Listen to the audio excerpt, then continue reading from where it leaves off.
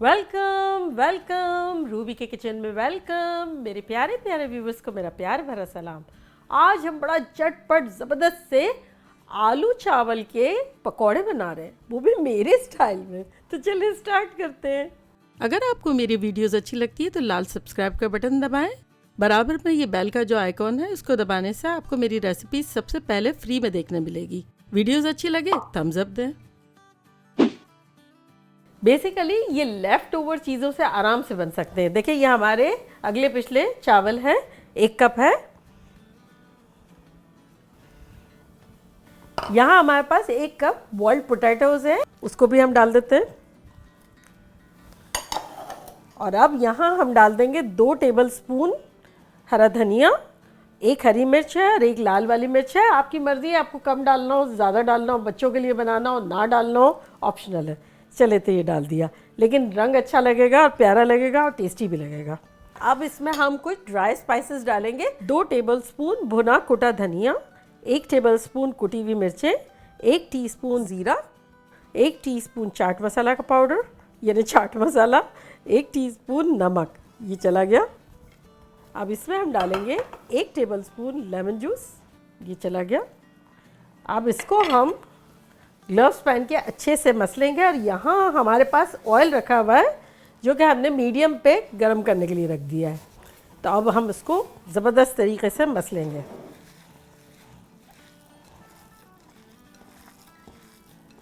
देखिए ये हमने अच्छे से मसल दिया।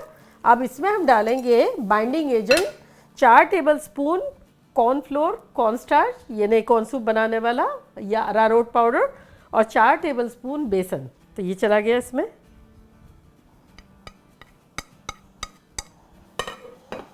मिक्स कर लेंगे।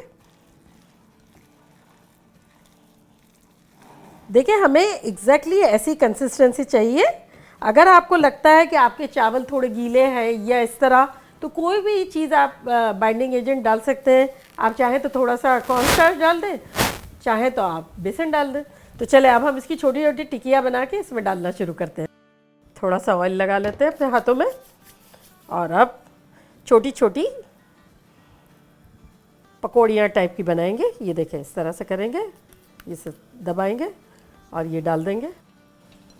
चले आप ऐसा भी कर सकते हैं कि जैसे 1 चम्मच लिया मेजरमेंट के लिए, ये हाथ में लेके और इसकी गोले बना के और ये देखे डाल दिया।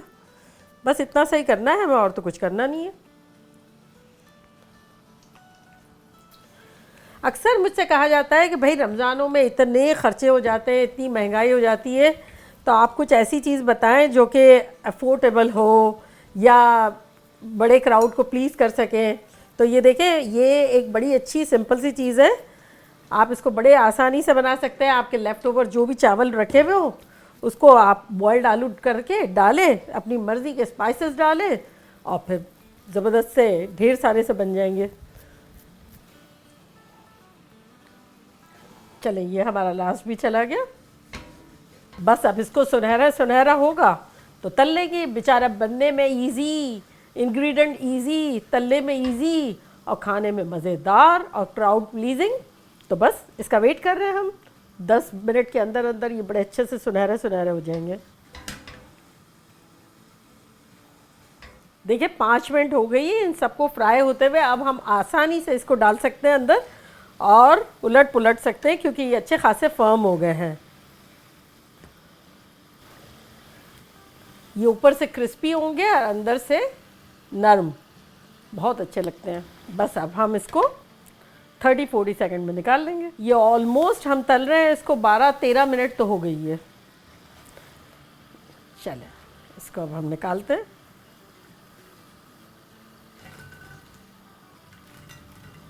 चलिए चूल्हे को बंद करते हैं। देखें कैसे आवाज़ आ रहे हैं, देखें, देखा कैसे झटपट हमने एक मीडियम साइज़ का आलू उबाला, सिर्फ नमक डाल के स्मैश कर लिया। लेफ़्ट ओवर राइस थे, पुराने चावल जो भी 1-2 दिन पहले के रखे हुए थे फ्रिज में, उसको मसला खूब स्पाइसेस वगैरह डाल के कैसे ज़बरदस्त से हमने पकौड़े बना लिए। अब मैं ट्राई करती हूँ और आप लोगों को बताती हूँ कि लगता कैसा है।